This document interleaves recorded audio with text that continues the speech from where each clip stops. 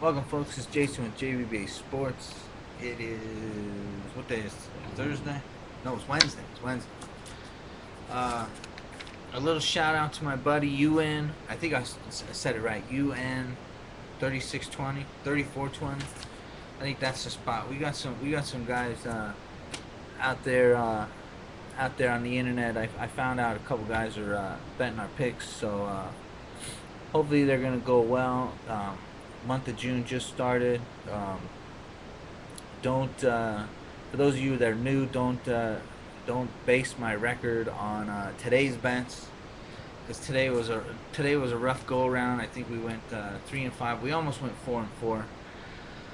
Rockies did win. I had Rockies on covers.com, but we also had the over, and the over was basically what I gave out. I guess they got tired of scoring runs yesterday, because yesterday, 12 runs got going. So Cincinnati won. They were supposed to. Uh, Cubs was a killer. I have no idea what was going on with Cubs. Wakefield, against a guy who was 1-4. I can't, and not only that. That means Red Sox got swept at home. Seattle, I don't know what was going on with Baltimore. Seattle should have won that game. I just watched some highlights. Obviously, they didn't. Minnesota, um, Minnesota got swept. We did hit our Cleveland Indians pick, though. That was good. So I've got a couple things that I've got listed um, for our losses. Some of our key games that did lose.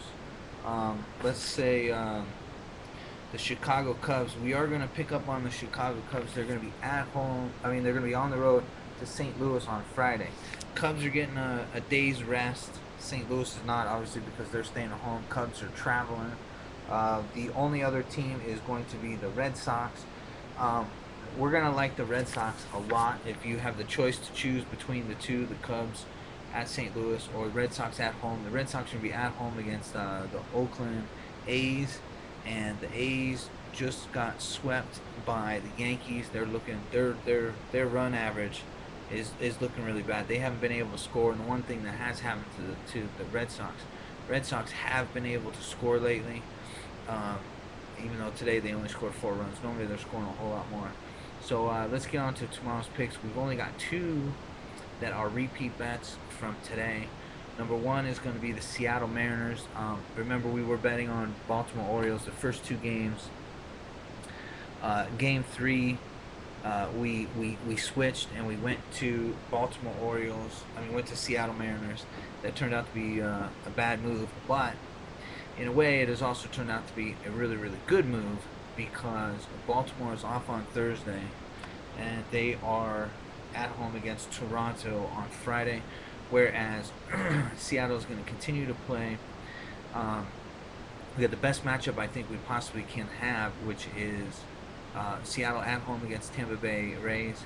Hernandez is pitching. Even though he's 1-1 in his last two, he's got a 2.74 ERA, and his record overall is huge. And we got Shields going up against him, and Shields has not been doing that good. He's 1-2 in his last three, and better yet, Seattle's at home, and I like Seattle at home a lot rather than being in Tampa Bay. I like it a whole lot better at home. So that would be a 4 units on Seattle, as much as you can, you know, supersize that, whatever you want to do. Get a lot on Seattle. It's the late game. I like it a lot. The only other game that we got going on that is a repeat from today is Minnesota Twins. You got this Swerzak. He's got in his last three starts, he's only 0-1. In his last three starts, he had two no decisions, and he had one loss. But his ERA is 3.38. O'Sullivan for Kansas City is 0-2 in his last three, but the guy's got 13.8 ERA, so this is going to be a major high-scoring game. The total in the game is 9.5. I don't like the total. Just take Minnesota Twins for 3 units. We've lost on them twice. Take them for 3 units, or no, we've lost on them once. Take them for 2 units. Sorry about that. We've lost on them once. Take them for 2 units. Not only that, you're getting plus money. You're getting plus 10 cents on this game. So this is going to be huge. It's going to be a great way to rebound back and pick up extra vig on the loss that we did in Coeur. Now I've only got 3 other picks because there's only 7 games going. The first one is Pittsburgh Pirates. That's an early game. I love going up against Pelfrey. I don't like Pelfrey too much. Um, and we got a better pitching matchup, I think, at least ERA wise. We got Mahomes going against Pelfrey. So Pittsburgh Pirates, 1 unit. That's it. Just 1 unit. Put a little bit on it. That's it. Washington Nationals. Here's another one I like. We got Zimmerman going up against Duke. Zimmerman's got 60 innings pitched. He's only got 3.38 ERA against Duke, who's only got 7 innings pitched. Now, granted, he's got 0 ERA, but he's only pitched 7 innings. Really doesn't matter much. Washington can score. Zimmerman is a much stronger pitcher, so 1 unit on Washington Nationals, minimum as possible. And last but not least, Texas Rangers, 1 unit bet as minimum amount as possible. We got Billy Bush going. When this kid starts, they're 7-1 at Cleveland. Both teams got a little bit of a win streak on. Texas actually only has 1 win, but they're like 3-1 in their last 4. But this Bush kid against Carrasco, Bush has got a 2.57 ERA versus a 4.15 ERA, and Carrasco is minus 35 cents, so you get Texas plus 25 cents. Huge underdog, but again, 1 unit only, minimal amount of money in case we got to ride this into a couple games, because it looks like, to me, by looking at this, that Cleveland and Texas is a 4-game series. So don't be surprised if we bet both sides. We go back and forth. Let's put it this way: as soon as we win on Texas, it takes us 2 games. If we've got to bet on Texas on Thursday, and Texas loses, we're gonna bet on Texas on Friday. As soon as Texas wins, we're gonna turn right around. We're gonna bet on Cleveland. So hopefully, fingers crossed. Hopefully we get Texas to win on Thursday. That gives us 3 games to bet on Cleveland. Because I like picking up the road game, road dog. Boom, we get an easy win. We're gonna turn right around. Okay, let's say you put down 1 unit, whatever your 1 unit is. Let's just say it's $100 for an even dollar amount. So you get plus 125 on Texas Rangers. So you're gonna bet 100 to win 125. We win that game. Let's go through this scenario. We win this game. Collect 100. You collect your 125. Chop that in half, and it's not the amount that you win, it's the amount that you bet. So you bet $100. We win, we collect all that money, you chop it in half, that's 50. You turn right around Friday, Saturday, or Sunday, however, whatever it is. You're going to start off, the first bet, it's going to be half bet. You take Cleveland at half. This way, if they're favored, you got to lay out 55, you got to lay out 60, you got to lay out 75 or 50, whatever it is.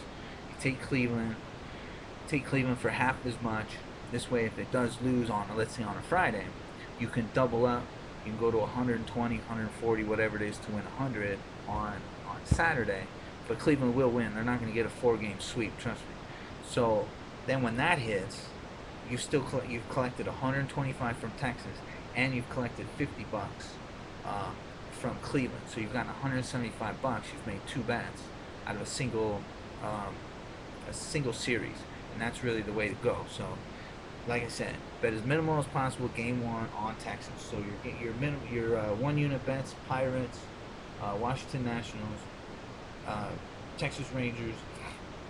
2 units on Minnesota Twins. 4 units on Seattle. That's our big game. 4 units on Seattle. You want to hit that, because then we can roll on Texas and Cleveland Indians. So good luck. We're hitting the 9-minute marker. You're going to be doing good this weekend, I'm telling you, because these games that are coming up, these are huge games. All these games that are coming up, and I got 4 more already set up for Friday. So good luck. Please subscribe. We got added, I think, 1 more subscriber going on in the last 2 days, so that's looking good. Shout out to all the people who are betting the games, that are actually betting the games, that are making money.